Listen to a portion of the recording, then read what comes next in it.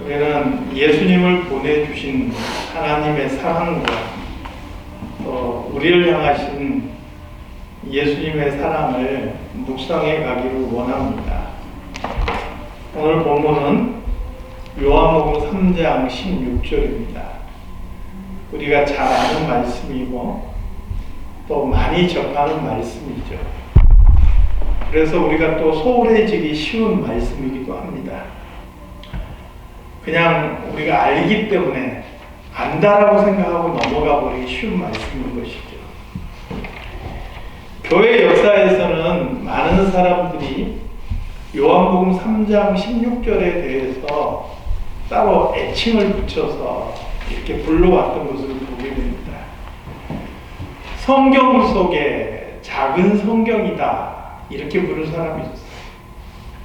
어떤 사람은 작은 복음이다, 또 복음서 속에 있는 복음이다 이렇게 불려지기도 했죠.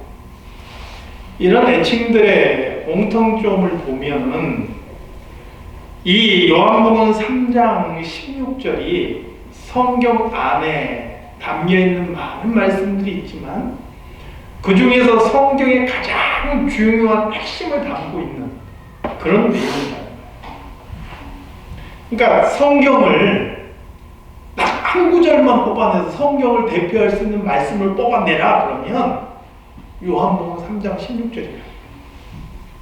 그 한 구절을 66번으로 이렇게 설명해 놨다는 거예요. 물론 그 요한복음 3장 16절도 너무 기니까 그걸 한 단어로 정리하세요 그러면 사랑이라는 말이 될 거예요.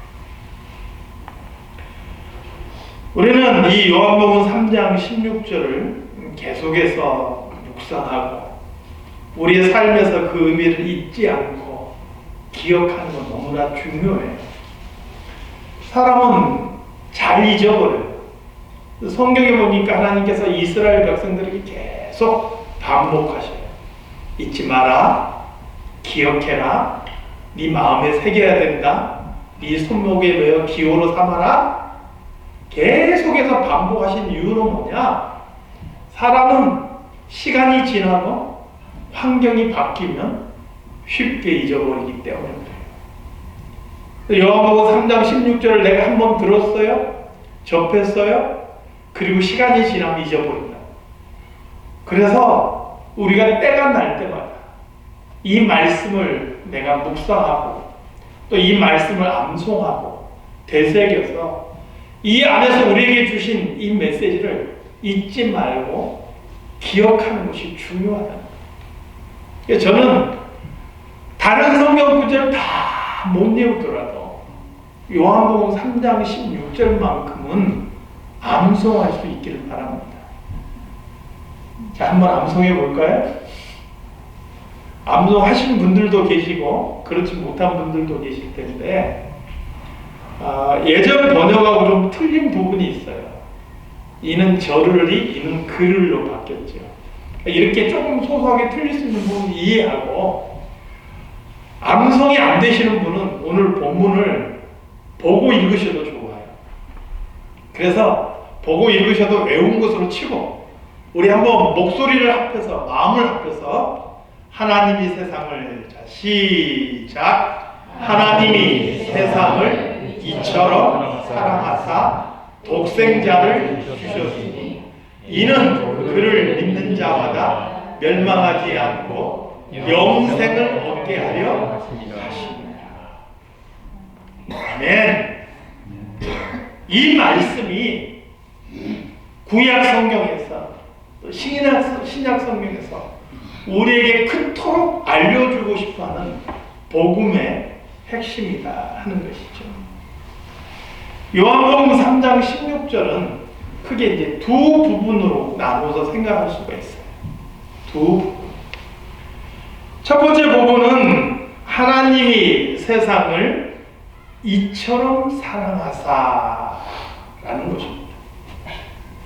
하나님께서 세상을 이처럼 사랑하셨다. 제가 오랜 동안 성경 공부를 인도하면서 많은 사람을 접하면서 서로 많은 이야기들을 주고받게 돼요. 그 중에서 제가 하는 질문 중에서 당신이 느끼는 하나님은, 당신이 체험하는 하나님은, 당신에게 있어서 하나님은 도대체 어떤 하나님이십니까? 이런 질문. 그러면 여러 가지 답변이 나와요. 그런데 대체적으로 많은 사람들에게서 나오는 답변이 뭐냐면 하나님은 사랑의 하나님이십니다. 이런 답변이에요. 사실 성경에도요 사랑의 하나님을 많이 강조하고 있지요. 요한일서 4장 7절 8절 말씀을 보니까 사랑하는 자들아 우리가 서로 사랑하자. 사랑은 하나님께 속한 것이니 사랑하는 자마다 하나님을 알고 사랑하지 아니하는 자는 하나님을 알지 못하나니 이는 하나님은 사랑이십니다. 하나님께서 사랑 그 자체라는 거예요. 그러니까 사랑하지 않는 사람은 하나님을 모르는 거예요. 사랑하는 사람은 하나님을 진짜 아는 거예요. 그런데 이렇게 하나님이 왜 사랑의 하나님이라고 고백하는가 그 내용을 가만히 들여다보면 대부분의 내용들이 이렇습니다. 내가 진짜 힘들고 어려운 상황에 놓였는데요. 하나님께서 은혜 베풀어 주셔서 그 일을 해결해 주셨어요. 내가 정말 많이 아팠거든요. 의사도 이게 답이 없다 그랬거든요. 그런데 하나님께서 나를 고쳐주셨어요. 제가 진짜 교통사고 크게 났거든요. 차를 폐차시켰어요. 근데 저는 털끝 하나 다치지 않았어요. 이게 사실 저도 2년 전에 경험해본 거예요. 차 폐차시켰는데 저도 저랑 부딪힌 그 차도 아무도 안 다친 거예요. 얼마나 감사하던지. 우리 아이가 정말 좋은 대학에 합격했어요. 이번에 우리 남편이 승진했어요. 이런 것을 통해서 정말 하나님이 나를 사랑하시는구나 이걸 느낀다는 거예요. 물론 이런 것들이 나쁘다고 이야기하는 거 아닙니다. 굉장히 중요하고 필요해요. 이런 것이 없으면 광야와 같은 이 땅을 살아갈 때 우리가 너무 메말라요. 그래서 이렇게 채워주시는 하나님의 은혜와 사랑을 느낄 때 마치 사막을 가면서 오아시스를 만나는 것 같이 그게 우리를 위로해주고 우리에게 힘을 주고 또 새 힘을 주는 게 사실이에요. 그런데 성경이 말씀하시는 하나님의 사랑이라는 것은요 나에게 이렇게 해주셔서 나에게 뭔가를 주셔서 내가 정말 뭘 어떻게 극복해서 그래서 하나님의 사랑이신 걸 내가 알아요. 이런 것을 아득하게 뛰어넘는 그 어떤 것이라는 거예요. 오늘 성경 본문에서는 뭐라고 말씀합니까? 하나님이 세상을 이처럼 사랑하사 이렇게 말씀합니다. 여기서 이처럼 사랑하사라는 것을 받는 부분이 바로 뒤에 나옵니다. 독생자를 주셨습니다. 영어 성경에서 that 이하로 묶어놨어요. 이게 바로 이 내용이라는 거예요. 이처럼 사랑이 어떤 사랑이냐? 독생자를 주신 사랑이라는 거예요. 요즘 세상이 하도 이상하다 보니까 못된 부모도 많고 못된 자식도 참 많죠. 그러나 일반적인 범주에서 보면 보편적인 범주에서 보면 사랑은 내리사랑이 맞는 것 같아요. 부모가 자식이 부모를 사랑하는 것보다 부모가 자식을 사랑하는 게 훨씬 더 크지요. 저도 이제 50이 넘어가면서 그리고 아이들을 키우면서 마음속에 예전에 아버지께서 나에게 왜 그렇게 말씀하셨는지 왜 나를 그런 눈으로 바라보셨는지 그게 막 솔솔솔솔 이해될 때가 많아요. 왜요? 우리 아이들을 보면서 그 시절에 내 모습이 그 안에 딱 보이거든요. 그때 우리 아버지도 이런 마음이셨겠구나. 나를 바라보는 눈빛의 의미가 그런 것이었겠구나. 이게 이제 이해가 되는 거예요. 그러면서 또 한편에서 내가 지금 무슨 얘기를 해도 저 녀석 귀에는 안 들릴 수 있겠다. 이런 생각을 하는 거죠. 부모에게 자녀는요, 생명 같은 것이죠. 그 무엇으로 바꿀 수 없는 존재이고 그 무엇을 대체할 수 없는 그런 가치를 자녀들은 가지고 있는 거예요. 그래서 내 살을 찢고 뼈를 깎아서라도 그 자녀의 가는 길에 꽃길이라도 깔아주고 싶은 게 부모 마음 아니겠어요? 그런데 그 자식을 가시밭길로, 고난의 길로, 또 그것을 넘어서 저주의 길로 그 자식을 내어줄 사람이 세상에 있겠냐는 거예요. 정상적인 부모라면 아무도 없을 것입니다. 오늘 성경은 우리에게 뭐라고 말씀합니까? 하나님이 세상을 이처럼 사랑하사 독생자를 주셨다. 세상을 사랑하는데 얼마만큼 사랑했느냐? 둘도 없는 아들, 그 독생자 예수 그리스도를 사랑하는 그 세상을 위하여서 주셨다라고 말씀하고 계시는 거죠. 독생자가 오셔서 가야 될 길이 어떤 길이었습니까? 세상을 위해서 내주신 그 독생자가 어떤 길을 가야 했습니까? 오늘 본문 이전에 나오는 요한복음 3장 14절에서 그 힌트를 보여주죠. 요한복음 3장 14절에서 뭐라고 말씀합니까? 모세가 광야에서 뱀을 든 것 같이 인자도 들려야 하리니. 이게 민수기 21장의 말씀이 배경이 된 것이죠. 이스라엘 백성들이 호르산이라는 곳에서 출발해서 에돔 사람들이 사는 곳을 지나가게 됐어요. 그런데 이 에돔 사람들이 그곳을 지나가지 못하게 한 거예요. 길을 막는 거예요. 일반적이라면 이들을 쳐 부수고 지나가야 될 텐데 하나님께서 에돔 사람들과 싸우지 말라 말씀하셔요. 왜냐? 이 에돔 사람은 야곱의 형인 에서의 후예예요. 그러니까 이스라엘 백성들하고는 서로 남남이 아니라는 거예요. 그래서 에돔과 싸우지 말라 하나님께서 말씀하셨어요. 그래서 에돔과 싸우지 않으려니까 결국 에돔을 오른쪽으로 빙 돌아서 가게 되는 거예요. 그렇지 않아도 광야 길이 힘든데 그 길을 돌아서 가니 얼마나 힘들어요. 그러니까 이스라엘 백성들이 그 마음속에 불평이 나오기 시작해요. 그 마음속에 원망스러운 마음이 터져나오게 돼요. 여러분, 살다 보면 가끔 불평이 나올 때 있지요. 교회 봉사할 때도 불평이 나올 때 있고요. 신앙생활 할 때 불평이 나올 수 있어요.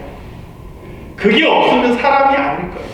나는 1년 365일 24시간 매 순간순간마다 감사하면서 삽니다. 저는 그런 사람이 있다고 생각지는 않아요. 그런데 여러분, 우리 마음속에 힘들고 지칠 때, 때로는 내 마음속에 불평이 나올 때도요, 선을 지킬 줄 알아야 돼요. 욥기서 1장과 2장을 보니까요, 욥이 고난과 시련을 당하는 모습을 보게 돼요. 저는 욥의 위대함을 비춰주고 싶어서는 아니라 욥이 모든 고난과 시련 중에서 가장 잘한 모습이 이거예요. 그의 모든 재산과 자녀들까지 한순간 다 잃어버렸지만 그가 하나님을 원망함으로 범죄하지 않았어요. 그의 건강을 잃어버리고 그가 너무 몸이 가벼워서 그가 기왓장으로 자기 몸을 긁을 그러한 지경이 되었어도 그의 아내가 하나님을 원망하고 죽으라 이렇게 욕했을 때도 그가 그 입을 열어서 하나님 앞에 범죄하지 않았다. 이렇게 성경은 기록하고 있죠. 이게 욥이 가장 잘한 모습인 거예요. 사랑하는 성도 여러분, 힘들어도 때로는 불평이 있어도 선을 지킬 줄 알아야 돼. 그게 원망으로 가고 그게 하나님을 향한 불신앙으로 가지 않는 선을 지킬 줄 알아야 돼. 요즘 사람들 말을 너무 쉽게 하는 경향이 있어요. 그러니까 필터가 없다 그래요. 입에서 나오는 대로 그냥 툭툭 뱉어버려. 뭐 TV를 봐도 일상적으로 살아도 조금 마음에 안 맞으면 그냥 막 말해버려. 부부 사이에서도 조금 다투면 우리 이혼해! 헤어져! 이런 얘기들이 쉽게 나와. 중요한 것은요, 그렇게 쏟아내는 말은 담을 수가 없는 거예요. 사람 마음을 핥히고 상처를 주는 거예요. 그걸 어떻게 주워 담습니까? 하나님 앞에서 내 입으로 쏟아낸 말을 내가 책임을 져야 되는 거예요. 이스라엘 백성들이 그랬어요. 길이 조금 험하다고 그들이 급기야 하나님을 원망하고 모세를 원망하고 그리고 뭐라고 이야기합니까? 우리가 우리 광야의 길을 가면서 이 하찮은 음식밖에 없다. 여러분, 성경에 만나를 가리켜서 뭐라고 표현했느냐면 그 맛이 꿀 섞은 과자와 같다 그랬어요. 맛있다는 거예요. 그것도 이스라엘 백성이 농사를 짓지 않았음에도 불구하고 40년 동안 한결같이 그들로 하여금 그것을 먹게 하셨어요. 이것은 하나님의 은혜예요. 그런데 그 하나님의 은혜를 뭐라고 표현했다고요? 하찮다라고 표현했다는 거예요. 그들이 그렇게 원망하고 불평하고 하나님께서 주신 은혜를 하찮다라고 표현할 그때 갑자기 불뱀들이 나타나서 그들을 물기 시작해요. 그 불뱀에 물려서 죽어가는 거예요. 왜 불뱀이라고 표현했느냐? 이 뱀에 물리면요, 마치 사람이 불에 탄 것 같이 그렇게 고통스러움을 느낀대요. 사람이 느끼는 고통들 중에서 가장 큰 고통이 불에 타는 고통이라고 그러잖아요. 불에 타는 듯한 아픔을 느낀다. 그래서 이 뱀을 불뱀이라고 표현한 거예요. 바로 그때 모세가 백성들을 위해서 기도하지요. 그리고 하나님께서 모세에게 놋으로 불뱀을 매달아서 장대에 높이 들라 이렇게 말씀하셔요. 그리고 그 놋으로 만든 불뱀을 바라보는 자는 살리라 말씀하시죠. 여러분, 상식적으로 이해가 되나요? 뱀에 물리면 어떻게 해야 돼요? 독을 빼야 돼요. 뱀에 물리면 해독제를 맞아서 독을 중화시켜야 돼요. 그래야만이 사는 거예요. 그런데 놋으로 만든 뱀을 바라본다고 그게 산다는 거예요? 상식적이지 않죠. 여러분, 상식적인 것은요, 내가 믿을 필요가 없어요. 그건 당연한 거니까. 내가 이해되고 상식적인 것은요, 그건 믿음의 부분이 아니에요. 그건 뭐 내가 믿지 않아도 그건 당연한 것이고 이해할 수 있는 것이잖아요. 상식적이지 않기 때문에 믿음이 요구되는 거예요. 그래서 상식적이지 않는 일을 만났을 때 우리는 믿음의 갈림길에 서는 거예요. 상식적이지 않지만 하나님이 말씀하셨으므로 그것을 바라보느냐? 말도 안 되는 얘기이기 때문에 내가 외면하느냐? 갈림길에 놓이는 거예요. 그런데 놀랍게도 바라보는 자는 살았다 하는 것이죠. 예수님께서 바로 이 장대에 들린 놋뱀처럼 들리셔야 된다라고 말씀하십니다. 갈라디아서 3장 13절에서는 그리스도께서 우리를 위하여 저주를 받은 바 되사 율법의 저주에서 우리를 속량하셨으니 기록된 바 나무에 달린 자마다 저주받은 자라. 나무에 달린 자는 저주받은 자라는 겁니다. 우리 예수님께서 십자가에 달리신 것은 죄의 저주 아래 놓이신 것을 의미합니다. 하나님께서 세상을 이처럼 사랑하셨어요. 그래서 독생자를 주셨어요. 그런데 그 독생자를 주신 그 그 길이 어떤 길이냐? 십자가라는 저주의 길을 가시는 겁니다. 독생자 아들 예수 그리스도를 십자가의 저주 안에 내어놓으실 만큼 세상을 사랑하신 거예요. 저와 여러분을 그만큼 사랑하신 거예요. 이게 바로 우리를 향하신 하나님의 사랑인 거죠. 세상에 오신 독생자께서는 무엇을 하셨습니까? 오늘 본문 두 번째 부분에서는 구체적으로 그것을 언급하고 있죠. 이는 그를 믿는 자마다 멸망하지 않고 영생을 얻게 하려 하십니다. 한마디로 죽지 않게 하기 위해서 오셨다는 거죠. 어떤 방법으로요? 그를 믿음으로. 그를 믿음으로 영생을 얻게 하셨다. 우리가 예수님을 믿는다라는 것은 단순한 얘기가 아니에요. 아까 하나님이 사랑이란 말이 단순하게 우리 어려운 거 해결해 주셨어요, 나에게 뭘 주셨어요, 그런 부분의 문제가 아닌 것처럼 우리가 예수님을 믿는다라는 것은 나 예수님 믿어요? 단순하게 이렇게 말 한마디의 문제가 아닌 거예요. 내가 예수님을 믿는다라는 것은 내가 예수님과 하나가 되었다, 연합했다라는 것의 의미예요. 이 연합이라는 말이 성경에 최초로 나온 게 바로 창세기에 나옵니다.